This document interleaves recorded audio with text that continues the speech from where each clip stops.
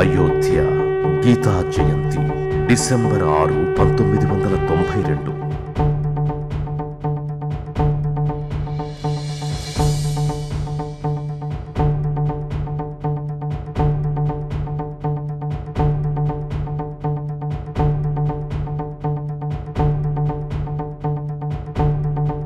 ఈ చిత్రాలు జాతి పొందుతున్న స్ఫూర్తిని, నడుపుతున్న మహోన్నతమైన ఉద్యమాన్ని తెలుపుతున్నాయి. ఎవరిని ఆదర్శంగా స్వీకరించి ఎవరి అడుగుజాడల్లో వేల సంవత్సరాలుగా ఈ భరత జాతి నడుస్తున్నదో ఆ మహనీయుడి జన్మభూమి నేటి వరకు విముక్తి కాలేదు అనే చారిత్రక సత్యాన్ని తెలుపుతున్నాయి. ఈరోజు రామజన్మభూమి విముక్తి పేర ఈ జాతి గౌరవాన్ని నిలబెట్టేందుకు నేడు పెద్ద సంగ్రామం జరుగుతోంది. ఈ స్థలాన్ని దర్శించుకోవడానికి ఇక్కడికొచ్చే ప్రతి వ్యక్తిలోనూ జన్మభూమిని విముక్తం చెయ్యాలనే ఒక బలమైన కోరిక ఉన్నది. జననం నుంచి మరణం దాకా ఎవరి జీవనం ఆదర్శంగా గడిచిందో ఆ ఆరాధ్య పురుషుని జన్మభూమిని విముక్తం చెయ్యడమే అందరి ఆకాంక్ష.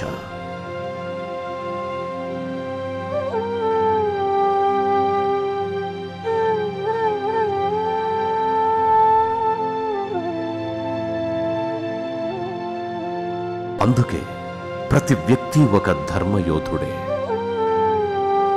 ఈ ధర్మయుద్ధాన్ని, వీరత్వాన్ని, సాహస పరాక్రమాలను నిర్దేశించేది సాధు సంతులే. శతాబ్దాల సంఘటన, పోరాటాల పర్యవసానమే నేడు రామజన్మభూమి విముక్తి ఆందోళన.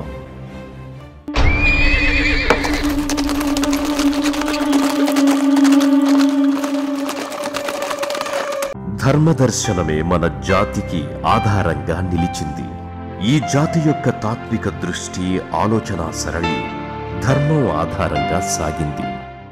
धर्म के बिना राष्ट्र का व्यवहार ధర్మం లేకుండా अच्छी रीति से नहीं हो జాతి మనుగడ సమగ్రమైన రీతిలో ముందుకు సాగదు.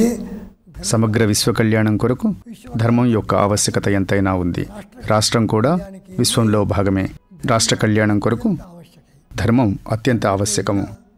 ధర్మం లేకుండా నీతి సంపన్నమైన జాతిని నిర్మించలేము.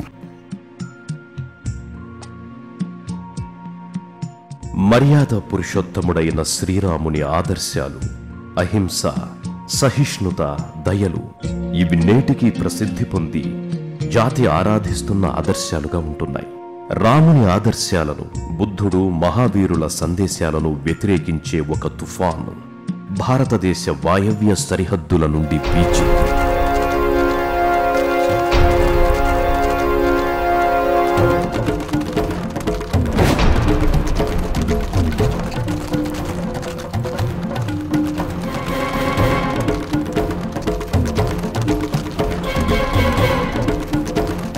ఎనిమిదవ శతాబ్దితో రేగిన ఈ తుఫాను అత్యంత భయంకరమైనది. దీనికి పూర్వము హోణ, శక, కుషాణులు వచ్చారు. కానీ ఈసారి వచ్చిన ఆక్రమణకారులు అతి క్రూరులు.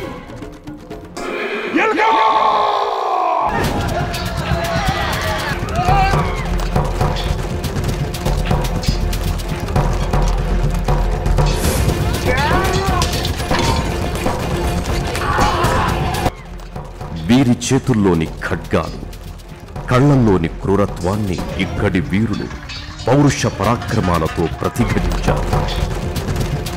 కానీ శాంతి కాముకులైన వారు రక్త పోరాటాలను చూడగలరా?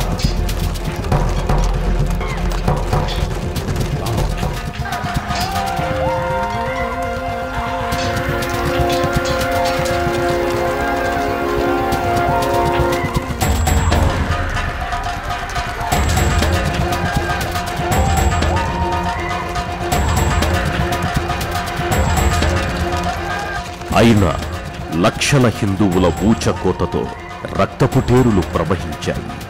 జనజీవన రహదారులు మృత్యు కళేబరాలతో నిండిపోయాయి. మహిళలు, యువతులు, బాలికలు అత్యాచారాలకు గురి కాబడ్డారు.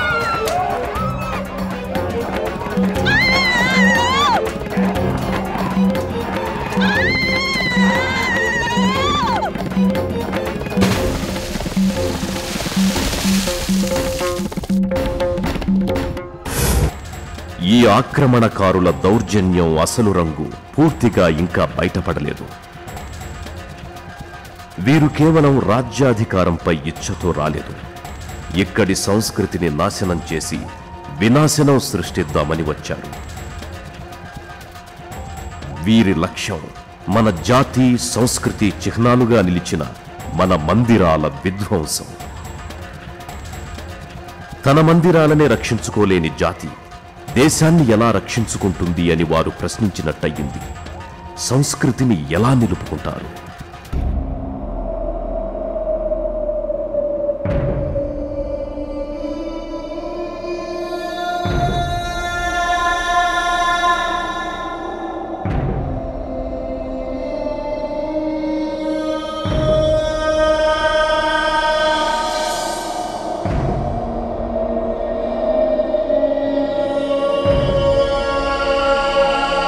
హింసా వినాశనాల పరాకాష్ఠకు సాక్షి అయిన జాతి యొక్క ఆక్రమణకు లక్ష్యంగా నిలిచింది అయోధ్య, మన శ్రీరామ జన్మభూమి.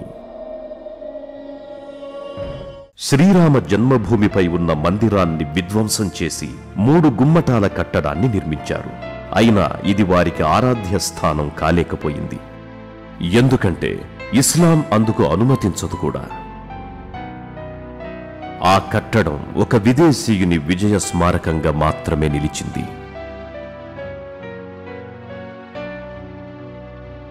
హిందువులకు రాముడు, కృష్ణుడు, శంకరులు ప్రముఖ దేవతలు. వీరి ముగ్గురి పవిత్ర స్థానాలు, తీర్థస్థలాలు ధ్వంసం కావింపబడ్డాయి. ఈ వినాశనం కేవలం మనలను అవమానించటానికే. మేము మిమ్మల్ని పూర్తిగా జయించి వేశాం అని చెప్పటమే వారి లక్ష్యం. రామజన్మభూమిని విధ్వంసం చెయ్యడానికి కారణం శ్రీరాముడు ఈ జాతి ఆదర్శాలకు ప్రతీకగా నిలవడమే. అన్నదమ్ముల మధ్య, తండ్రి కొడుకుల మధ్య, తల్లి కొడుకుల మధ్య ఎలాంటి సంబంధం ఉండాలో, తీవ్రవాద శక్తుల పట్ల ఎలా వ్యవహరించాలో శ్రీరాముడు మనకు తెలియచేస్తున్నాడు. అందుకే శ్రీరాముడి జీవితం ఈ జాతికి ఆదర్శప్రాయం. కాబట్టే ఒక మహోన్నత సంస్కృతి ఇక్కడ అవతరించింది.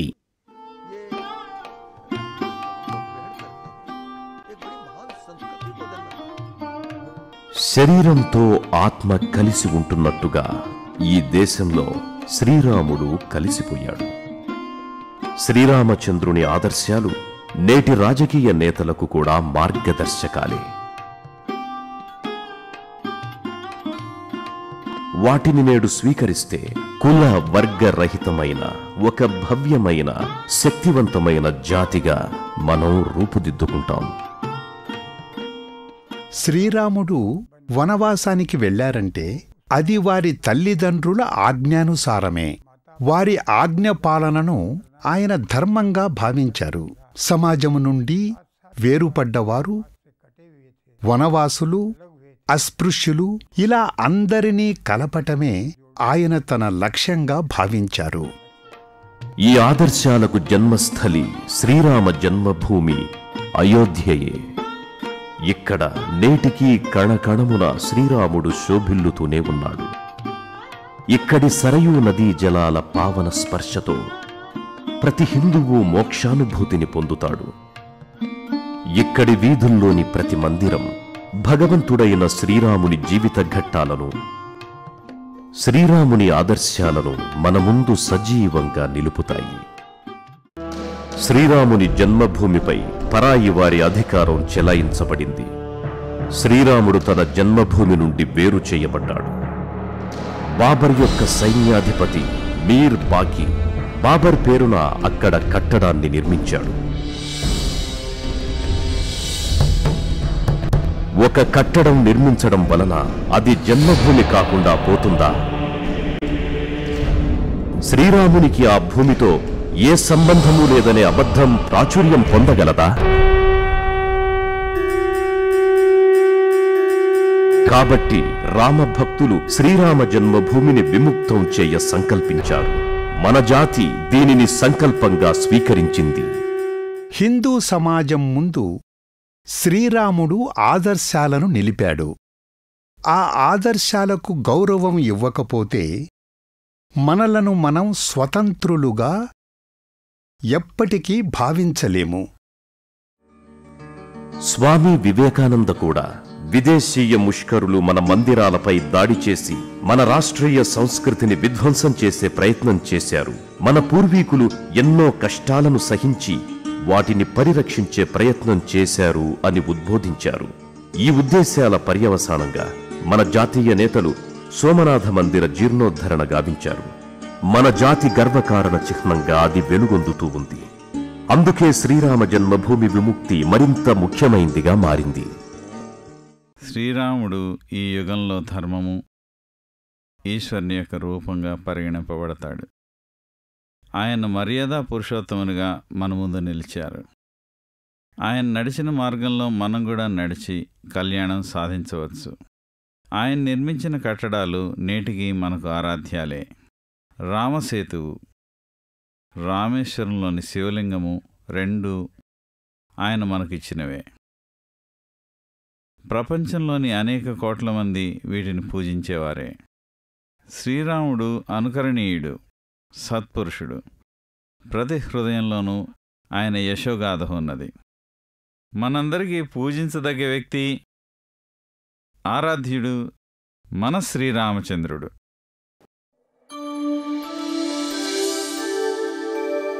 తల్లి, మాతృభూమి ఎప్పటికీ మారవు, మార్చలేము. ఈ సంకల్పంతో ఆగస్టు 7, 1990 బృందావనంలో సాధు సంతుల ఆధ్వర్యంలో శ్రీరామ జన్మభూమి విముక్తికి బీజాలు వేయబడ్డాయి. గ్రామ గ్రామానికి విముక్తి సందేశం వెళ్ళింది. ఈ సంకల్పం ప్రజా ఉద్యమంగా మారింది. కానీ సంకుచిత లౌకికవాదులు ఈ ఉద్యమ స్ఫూర్తిని వక్రీకరించే ప్రయత్నాలు ప్రారంభించారు. నాటి ఉత్తరప్రదేశ్ ప్రభుత్వం కరసేవకులను అడ్డుకునేందుకు తీవ్రమైన ప్రయత్నం చేసింది. నవంబర్ 2, 1990 ఉత్తరప్రదేశ్ రాష్ట్ర ప్రభుత్వ ఆదేశాల మేరకు కరసేవకులపై తుపాకీగూళ్లు కురిశాయి.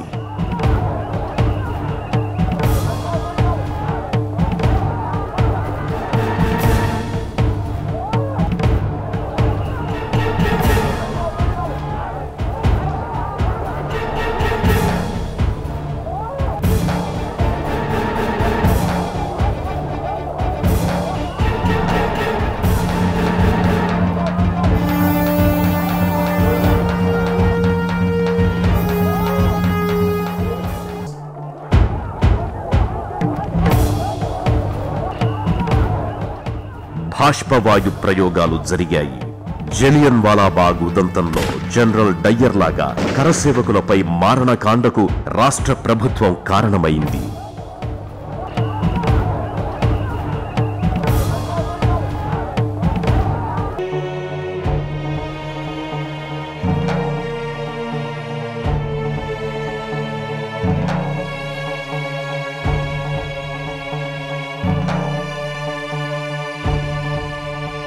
ఇది దేశహిత రాష్ట్ర భక్తుల ఉద్వేగానికి కారణమైంది.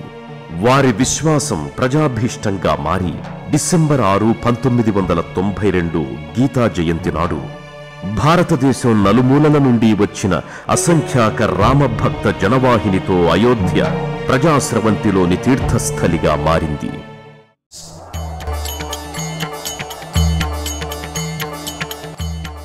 ఈ ప్రజా సందోహం యొక్క లక్ష్యం శాంతియుతంగా రాష్ట్ర పురుషునికి తాము ఘటించే అంజలి.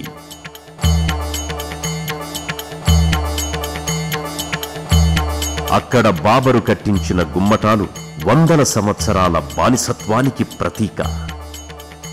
అది ఒక మసీదు కాదు. మీర్ బాకీ బానిసత్వాన్ని గుర్తు చేసే కట్టడాన్ని వారు సహించలేకపోయారు. కాశీ, మధుర, అయోధ్యలలో మందిరాలను తిరిగి పునరుద్ధరించే కార్యక్రమాన్ని స్వీకరించడమంటే అది మన స్వాభిమానాన్ని పునరుద్ధరించడమే. రామభక్తులు దేశంలోని ఏ ఇతర మసీదుపైన ఒక్క దాడి జరపలేదంటే వారి ఆకాంక్షలను అర్థం చేసుకోవచ్చు. అయోధ్యలోనే అనేక మసీదులు నిరాటంకంగా నిలిచాయి. వాటిపైన చిన్న దాడి కూడా జరగలేదు. రామభక్తుల మనసులలో ముస్లింల పట్ల, ఇస్లాం పట్ల వ్యతిరేకత లేదు. డిసెంబర్ 6, 1992 నాడు కూడా అనేక మంది ముస్లిం మహిళలు తమ దైనందిన కార్యక్రమాల్లో స్వేచ్ఛగా, నిర్భీతిగా పాల్గొనడం మనం చూడవచ్చు. రామభక్తులు ఆ కట్టడాన్ని మట్టిలో కలిపేసి జాతి నుదుటన ఉన్న కళంకాన్ని శాశ్వతంగా తొలగించి వేశారు.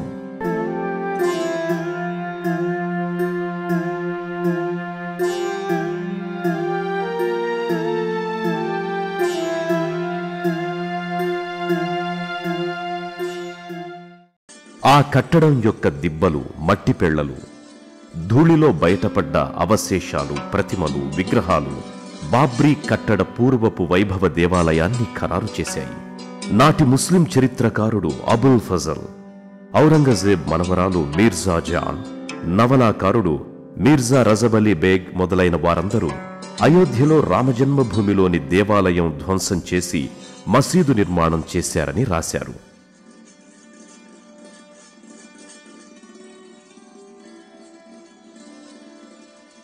కానీ కొందరు ఈ సత్యాన్ని అంగీకరించలేకపోతున్నారు.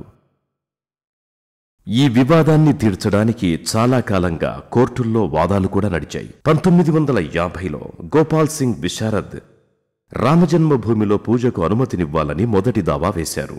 1950లోనే రామానంద సంప్రదాయానికి చెందిన సాధు పరమహంస రామచంద్ర దాస్ ఇదే అంశంపై పిటిషన్ దాఖలా చేశారు. 1959లో నిర్మోహి అఖాడా పూజల నిమిత్తం, భజన ప్రసాద వితరణ నిమిత్తం మరొక దావా వేశారు. 1961లో సున్నీ వక్ఫ్ బోర్డ్ 4వ పిటిషన్ను దాఖలు చేసింది. ఈ పిటిషన్లన్నీ హిందువులు, ముస్లిములు, ప్రభుత్వం మధ్యన సాగాయి. అది రామజన్మభూమి కాబట్టి అక్కడ రాముని విగ్రహం ఉన్నది, రామజన్మభూమిగా ప్రసిద్ధి చెందింది కాబట్టి రాముని తరపున కూడా వాదనలు విలిపించవలసిన అవసరాన్ని కోర్టువారు గుర్తించి రామలాలా తరపున శ్రీ దేవకీనందన్ అగర్వాల్ అనే రిటైర్డ్ హైకోర్టు జడ్జిని రాముని తరపున వాదనలు వినిపించమని 1989లో కోరింది. ఈ వాదనల్లో స్పష్టంగా ఈ స్థలము రామజన్మభూమిగా గుర్తింపు ఉన్నదని, అక్కడ విక్రమాదిత్యుని కాలం నుండే ఒక గొప్ప మందిరము ఉండేదని, 1528లో బాబరు ఈ మందిరాన్ని ధ్వంసం చేసి ఒక వివాదాస్పద కట్టడాన్ని నిర్మించారు అని, అనాది కాలంగా ఇది రామజన్మభూమిగా గుర్తింపబడి హిందువులచే పూజించబడుతోందని చెప్పారు. అంతేకాకుండా రామలాలా తరపున వాదించినటువంటి దేవకీనందన్ అగర్వాల్ వాదనల్లో ఈ విషయం చాలా సుస్పష్టంగా పేర్కొనబడడం జరిగింది. పైగా సాక్షుల పరిశీలనతో రామజన్మభూమి వ్యతిరేకుల వాదాలు పటాపంచలు కావడం ప్రారంభమయ్యాయి. వక్ఫ్ బోర్డు ఆధారాలు లోపభూయిష్టమని తేలిపోయింది. ముస్లిములు కూడా అనేక డాక్యుమెంట్స్ కోర్టు వారికి సమర్పించారు. అవి చాలా విచిత్రంగా ఉన్నాయి. 2 డాక్యుమెంట్స్. మొదటిది ఫైజాబాద్ శాసకులు ఇచ్చినట్టుగా చెప్పబడే సెటిల్మెంట్ డాక్యుమెంట్. ఫైజాబాద్ శాసన యంత్రాంగం తాము ఆ డాక్యుమెంట్ని అసలు ఇవ్వలేదని ఆ వాదనని తోసిపుచ్చారు. ఇక రెండవది సెటిల్మెంట్ కాగితాలు చూపారు. వాటిలో మస్జిద్ జన్మస్థానని చెప్పడం జరిగింది. ప్రొఫెసర్ బిఆర్ గ్రోవర్ గారి ఒరిజినల్ రిపోర్టుల్లో వీళ్లు కొన్ని మార్పులు ఇరికించారు. ఆబాదీ జన్మస్థాన్, జుమా మస్జిద్ వంటి పదాలు చేర్చబడ్డాయి. ఇవి పూర్వం లేవు. ప్రొఫెసర్ గ్రోవర్ గారు తన వాంగ్మూలంలో రామజన్మభూమితో పాటు ఒక మసీదు కూడా ఉండేదని నిరూపించడానికి ఈ పదాలను ఇరికించారని చెప్పారు. ఇక ఈ అంశాలపై పరిశోధన జరిగింది. న్యాయ నిపుణుల అభిప్రాయాల్ని తీసుకున్నారు. అలాగే చేతివ్రాత నిపుణుల అభిప్రాయాల్ని కూడా తీసుకున్నారు. 1990లో ప్రభుత్వానికి తమ అభిప్రాయం ప్రకటించారు. ఇవి కల్పిత డాక్యుమెంట్స్ అని, వీటి ఆధారంగా ఎటువంటి నిర్ణయమూ తీసుకోబడలేదు. అంతేగాకుండా జామా మసీదని, జన్మస్థాన్ మందిరాలని ఉండవచ్చేమో కాని మస్జీద్ జన్మస్థాన్ అనటం ఎక్కడా ఉండదు. అది అసంభవం అంటూ ఆ డాక్యుమెంట్స్ని కోర్టు వారు తిరస్కరించారు. కోర్టులోని తీర్పుతో ఓటమి పాలైన సున్నీ వక్ఫ్ బోర్డ్ మరొక వాదం లేవనెత్తింది. ఈసారి కూడా వారు ఓటమినే ఎదుర్కోవలసి వచ్చింది. ఈ విషయంలో ప్రత్యేకంగా చెప్పవలసింది ఏమిటంటే, మేము ఆ భూమిపై హక్కుదారు పత్రాలు చూపించలేకపోయాం. అయినా ఆ భూమి 450 సంవత్సరాలుగా మా అధీనంలోనే ఉంది. ప్రతికూల కబ్జా ఆధారంగా మేము ఆ భూమికి హక్కుదారులము అని అన్నారు. ఈ ప్రతికూల కబ్జా వాదంలో మీరు ఎవరికి ప్రతికూలమో చెప్పాలి, ఎవరు ఈ భూమికి హక్కుదారులో, మీరు ఎప్పటి నుండి ఈ భూమిని కబ్జా చేశారో అని నిరూపించవలసింది అని కోర్టులు అనడంతో ప్రత్యర్థి పక్షాలు మారుమాట్లాడలేకపోయారు. విదేశీ చరిత్రకారుల, బ్రిటిష్ వారి డాక్యుమెంట్ల ఆధారంగా సున్నీ వక్ఫ్ బోర్డు వాదనలు చెల్లాచెదురయ్యాయి. ఆనాటి కాలపు దస్తావేజులు, గ్రంథాలు అన్నీ దీనిని రామజన్మభూమిగా పరిగణించాయి. నేను ఇంగ్లాండ్ వెళ్ళినప్పుడు గ్రేట్ బ్రిటానికా పుస్తకానికి చెందిన 15వ సంపుటం చూశాను. క్రీస్తు శకం 1760లో ప్రచురింపబడ్డ ఈ పుస్తకంలో 751వ పేజీలో స్పష్టంగా రామజన్మభూమి శిథిలాలపై మసీదు నిర్మించారని ఉంది. 1740లో ఫాదర్ జోసెఫ్ ట్రఫెంట్ హీలర్ దాదాపుగా 40 సంవత్సరాలు భారతదేశంలోనే గడిపారు. వారు అయోధ్యలో ఉన్నప్పుడు ఆ స్థలాన్ని రామజన్మభూమిగానే హిందూ సమాజం గుర్తించింది అని చెప్పారు. అంతేకాకుండా ఆయనక్కడ వేదికపైన పాదముద్రలు, సీతారసోయిల గురించి కూడా చెప్పడం జరిగింది. ఆ భూమిని శ్రీరామ జన్మభూమిగా, భగవంతుడైన రామచంద్రమూర్తిగా ప్రజలు పూజించేవారు అని కూడా ఆయన స్పష్టంగా తెలియచేయడం జరిగింది. ఈ వాదనలో ఆయన మాటల్ని కూడా క్రోడీకరించడం జరిగింది. వాస్తవానికి అది మసీదులాగా లేదు. 3 గుమ్మటాలు ఉన్నాయి. అక్కడ మసీదులకు ఉండే మీనార్లు లేవు. వజూ కొరకు ఉపయోగించే మసీదుల్లో ఉండే బావి, నీటి వసతి కూడా లేదు. డాక్యుమెంట్లు మాత్రమే కాక పురాతత్వ ఆధారాలు కూడా కోర్టు పరిగణలోకొచ్చాయి. ఇవి రామజన్మభూమి వద్ద చేపట్టిన తవ్వకాలలో దొరికినవి. ఈ తవ్వకాలు కోర్టువారి ఆదేశాల అనుసారంగా జరిగాయి.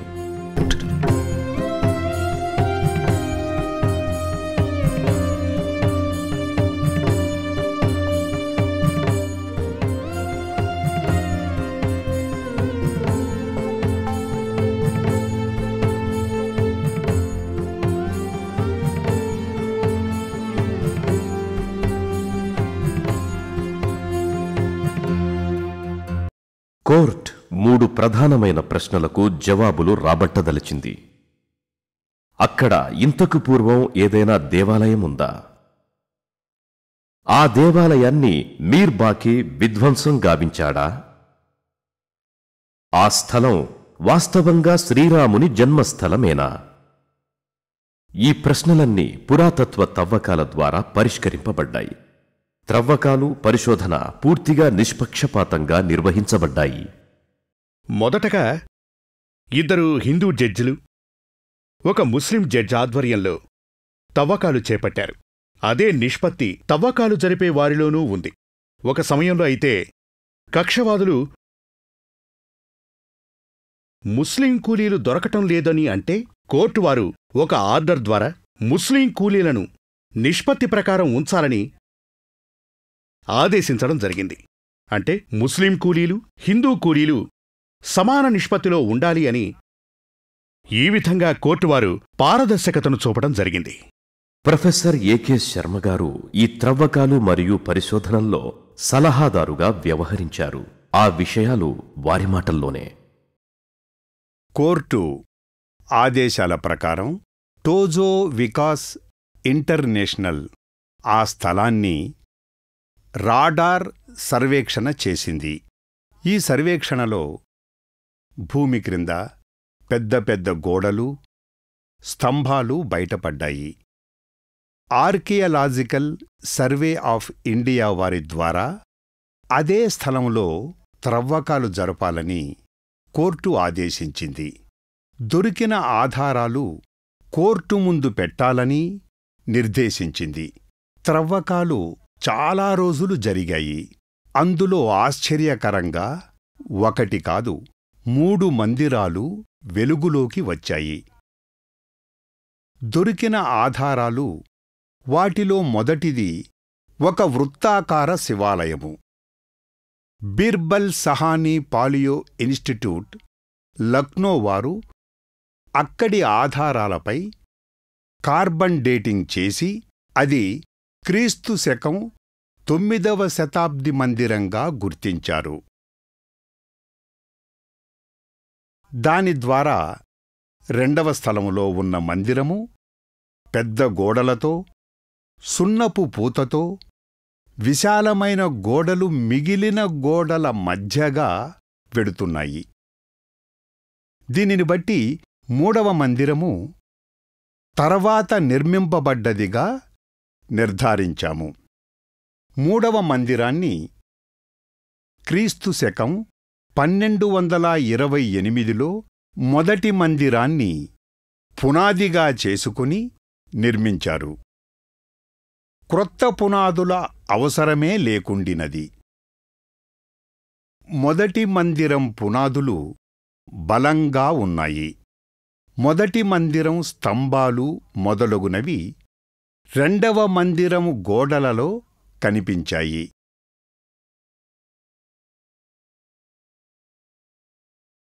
ఇవి పురాతత్వ చారిత్రక ఆధారాలుగా పరిగణించాము. ఈ విధంగా 3 స్థలాల్లో మందిరాలను గుర్తించాము. తూర్పు దిశగా విష్ణు మందిరముంది కాబట్టి గరుడధ్వజం కోసం వెతికాము. గరుడధ్వజము నిలిపే గుంత కనిపించింది. ఇంతకు పూర్వమే గరుడధ్వజాన్ని ఫైజాబాద్ మ్యూజియంలో జాగ్రత్త పరిచాము. మొత్తం గరుడధ్వజము ఏకశిలతో చేయబడినది. అర్ధమండపం, దాని 4 స్తంభాలు సమానంగా ఉంచబడ్డట్టుగా గుర్తించాము. తర్వాత గర్భగృహం. ఇక్కడ ప్రస్తుతం శ్రీ రామ్లాలా అనగా బాలరాముడు ఉన్నాడు. అక్కడ తవ్వకాలు జరుపలేదు. కాని దానికి అటూ ఇటూ 50 స్తంభాలు ఉన్నట్టు కనుగొన్నాము. ఈ స్తంభాల అవశేషాలు, వాటి పునాదులు, వాటి మధ్య ఉన్న సమాన దూరాలతో ఇక్కడ ఒక మంటపం ఉండినట్లుగా గుర్తించాము. కేవలం మందిరాల్లో, అది కూడా కేవలం ఉత్తర భారత మందిరాల్లోనే ఇటువంటి నిర్మాణం జరుగుతుంది.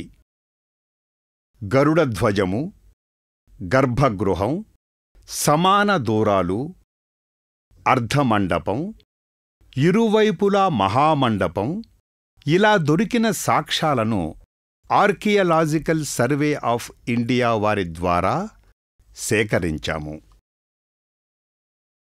మసీదుల్లో మూర్తులు, బొమ్మలు ఉండవు. చెట్లు, లతలు ఉండవచ్చు. మనుష్యులు, జంతువుల ఆకృతులు కనిపించవు. కాని త్రవ్వకాలలో మట్టి బొమ్మలు, దేవీదేవతల విగ్రహాలు విశేషంగా దొరికాయి.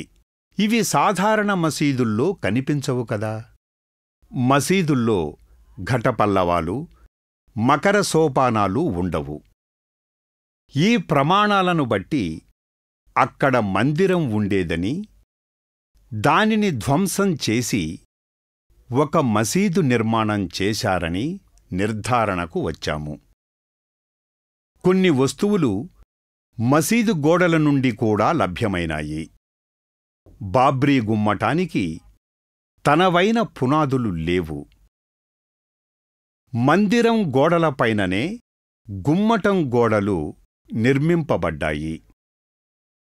రెండవ విషయము, గుమ్మటం నిర్మాణానికి కొత్త వస్తువులను కూడా ఉపయోగించలేదు.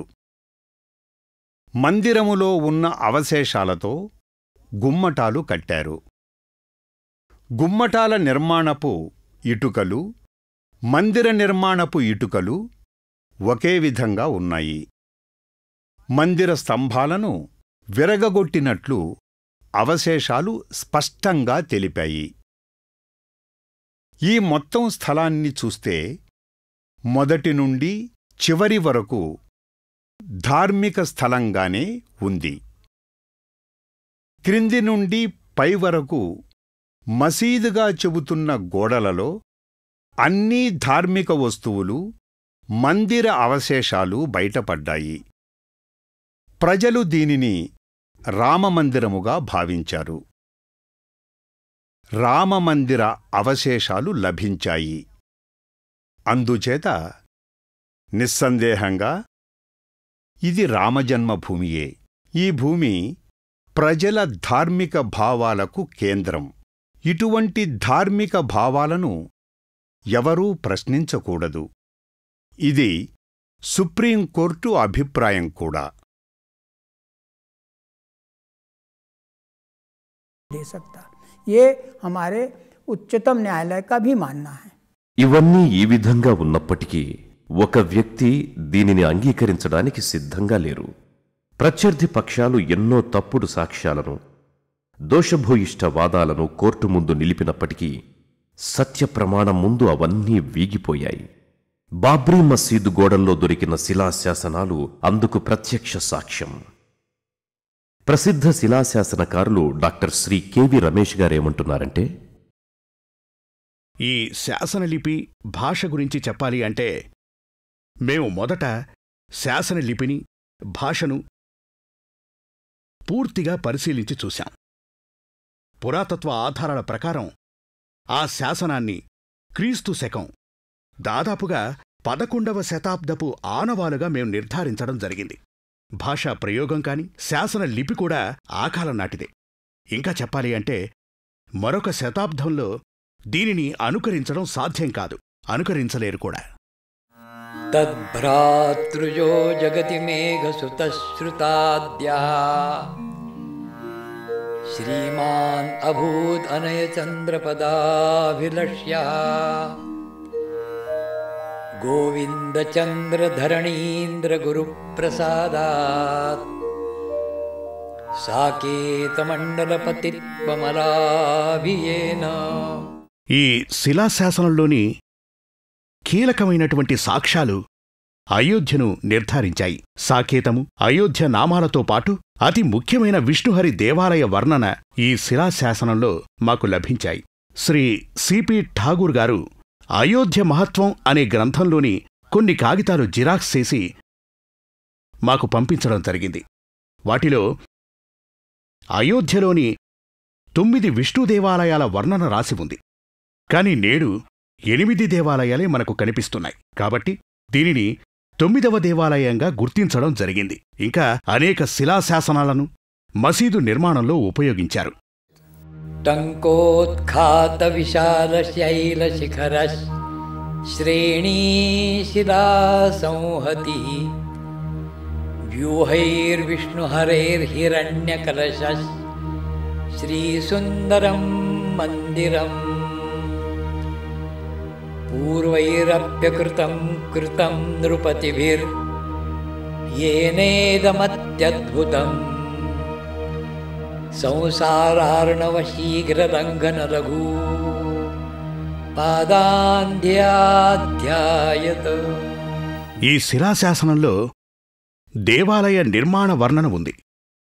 మట్టి ఇటుకల నుండి రాతి కట్టడం దిశగా గోవిందచంద్రుని కాలంలో నిర్మాణం సాగినట్టుగా స్పష్టమైంది. ఇక శిలాశాసనం దానిని మొదటి నిర్మాణం అని చెప్పదు.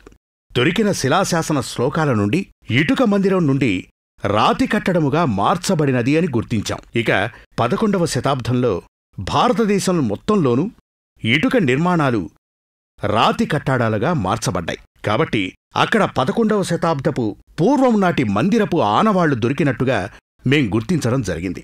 ఒక్కటే మందిరమా? కాదు, ఇటుకలతో చేసిన మందిరం తర్వాత రాతి కట్టడముగా మార్చబడినది.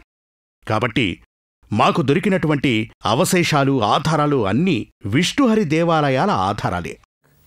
అవిపచిత హిరణ్యకశిపుం సంయమ్య బాణం రణే కుర్వాణో బలిరాజబాహుదలనం కృత్వా బహూన్ విక్రమాన్ కుర్వన్ దుష్టదశాననస్య హననం కశ్చాన్యః సదశాధికో పుణ్యవతాం. కీలకమైన అంశం ఏమిటంటే శిలాశాసన శ్లోకంలోని ఆఖరి పాదంతో విష్ణువు హరి రాముడేనని ధృవీకరించడం జరిగింది. కుర్వన్ దుష్ట దశాననస్య హరణం అంటే 10 తలల రావణాసురుణ్ణి చంపినవాడు శ్రీరాముడే అని శ్లోకంలోని పాదానికి అర్థం కదా. ఇదే మేం ధృవీకరించిన విషయం. ఈ పురాతత్వ త్రవ్వకాలు అన్నీ అనుమానాలను దుమ్ములో కలిపేశాయి, భ్రమలన్నీ దూరం చేశాయి, అపోహలను తొలగించాయి.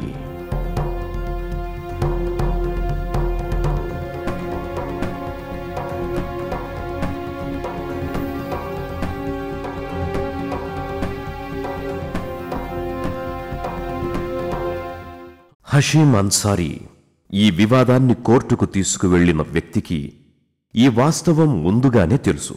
కోర్టు నిర్ణయం తనకు అంగీకారమే అని ముందన్నాడు. కాని ఇప్పుడు తన అభిప్రాయానికి పూర్తి భిన్నమైన అభిప్రాయాన్ని ప్రకటించారు.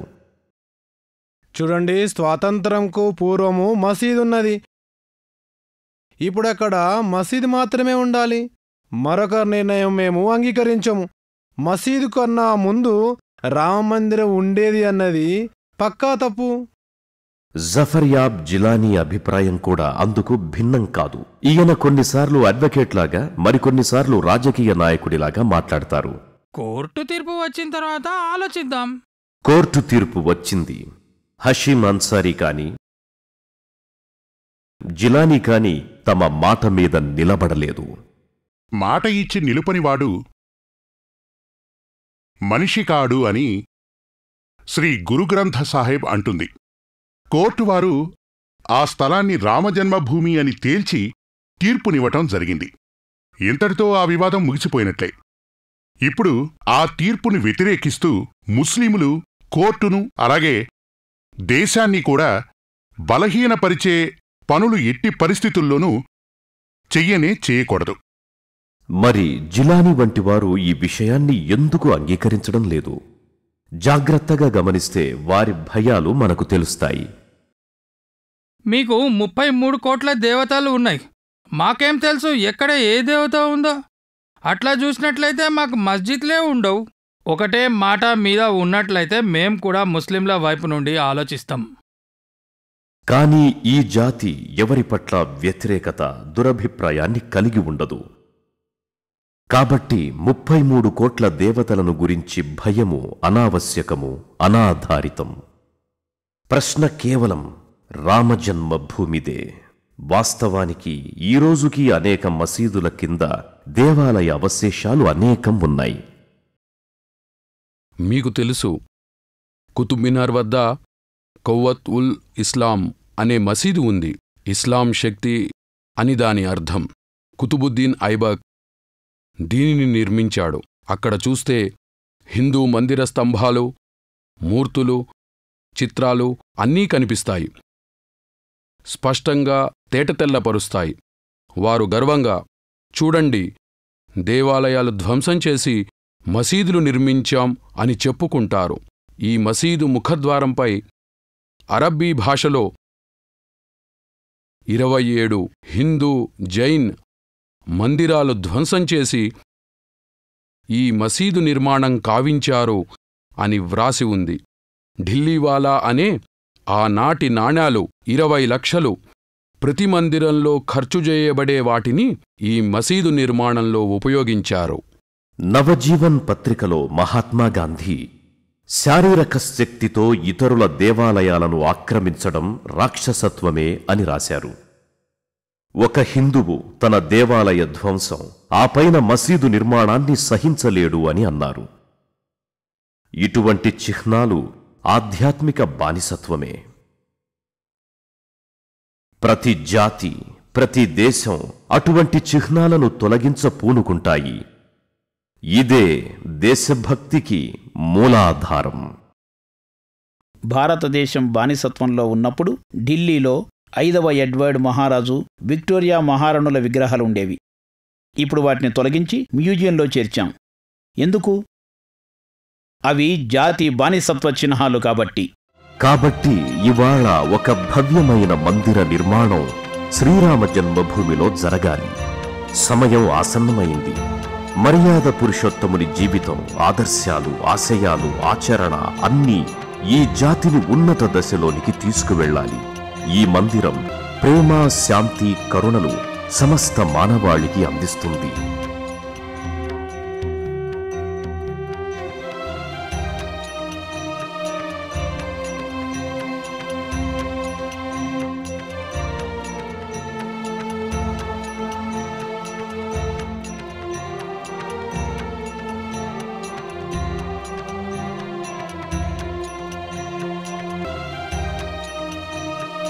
భవ్య మందిర నిర్మాణ పనులు ఈసరికే ప్రారంభమైనాయి. దేశం నలుమూలల నుండి, విదేశాల నుండి వచ్చిన ఇటుకలు శ్రీరామ మందిర నిర్మాణంలో తమ బాధ్యత నిర్వర్తించడానికి సిద్ధంగా ఉన్నాయి.